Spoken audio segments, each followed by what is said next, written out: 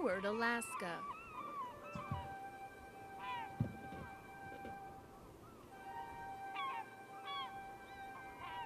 A harbor city with beautiful waters and wildlife.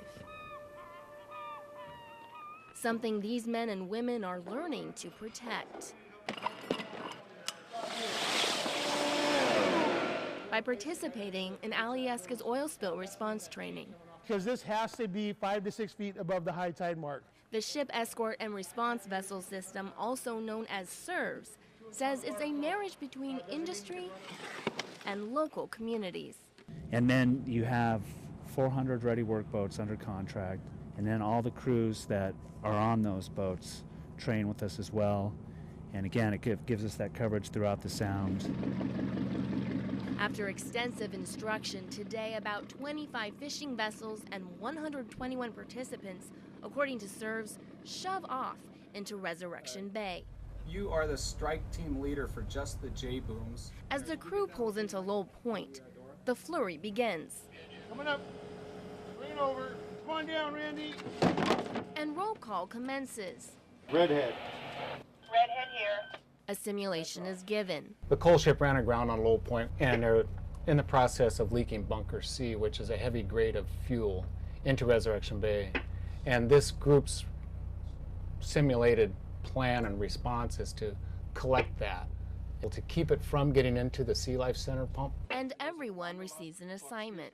That's going to be the Hungry Raven, the Dora, and the Good Hope. The equipment begins to deploy, and the ships get to work. And then these guys are getting in position now to do the deflection. One thing it does is it keeps the oil off the beach.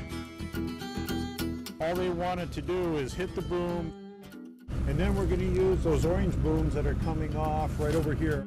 Okay, that's called the Harbor Buster. It'll be in a big U formation like this. Big thing out there today are the buster systems. They contain, collect, and they displace water within the collection. So we could drop a skimmer right into it, and it collects pure product.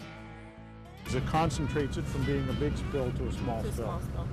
I'm hooking up a discharge line to a termite skimmer, which experts say is one of the leading technologies in helping to clean up a spill.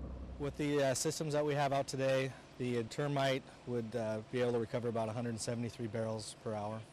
So times that by 4, and that's what we'd be able to recover on water. Recovering oil in the event of an emergency hits home for many. Well, I was born and raised in Seward, and so I want to be able to continue to make my livelihood here.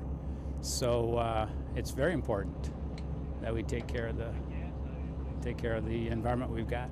And for this fisherman, the past is proof of that. Yeah, we've still got some fisheries that haven't hardly reopened since the Exxon Valdez oil spill. Some of the herring fisheries are still not recovered. As the fleet continues to execute their strategy, someone is watching closely. Yeah, thanks, Eric. This is the Task Force Command Center where the leader is choreographing the on-water exercise and makes adjustments I think things are looking really good. as circumstances change.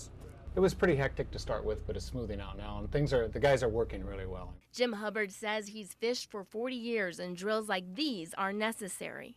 We are users of resources. We fish for a living, but that's producing food for people, but we also use petroleum products, and petroleum comes from the ground. And as Alaskans, I think we have a responsibility to be responsible to the resources around us as well, and the environment.